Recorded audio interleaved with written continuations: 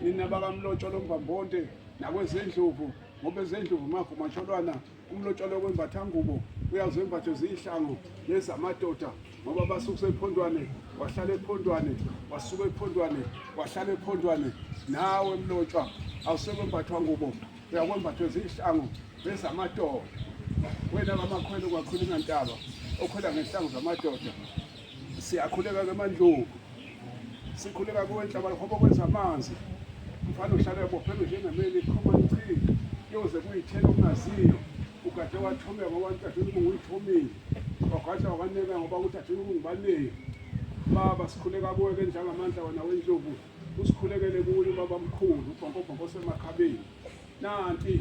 iguqa bondlovu elibika phela lo mkhosi wenu mandla ngamandla ukuthi sisukuma phambili ke ephondo lwendlovu kube yusiko laso sonke isizwe samandlovu abakamlotshwa ngabakaswela ngabakalanga ngabakamphazima ngabakamawandla kandlela abakandindana ongafana ongafuza amafungela kanyana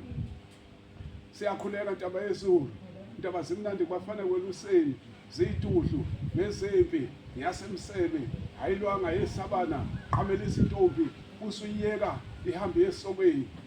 mandla ngamandla kuyasuka kumsebenzi womkhosi wamandlovu siyabonga ke bonkosi ukuthi nithwale sonke isizwe sawo babamkhulu nokhokho bethu ukuthi singene phakathi kwekhaya kungabi kwangambiko omubi sithi wozani ke bonkosi bezingilosi nikwazi ukubheka ke lo mkhosi babamkhulu bonkobhonko semakhabeni sicela wena babamkhulu ukuthi zonqambula nje ukuthi uyoguqa kukhokho ufokothi uthumba lemnyombonyombo yibe afokothi kanti ithumba lakho lisikaxa kanti limbobombobo kodwa liyakhanywa amalanga azahlangana 10 kube kungaphumi lutho thumba lile lakho fokothi elikhanya amalanga angaka kodwa bengaphumi lutho unokubusela umuntu ngehemu lakhe uJojo hlanga yento kwamsezana abanye oJojo bebahle ngokudlalisela ngababili unothi kutshela buya bhuxeke undungema yena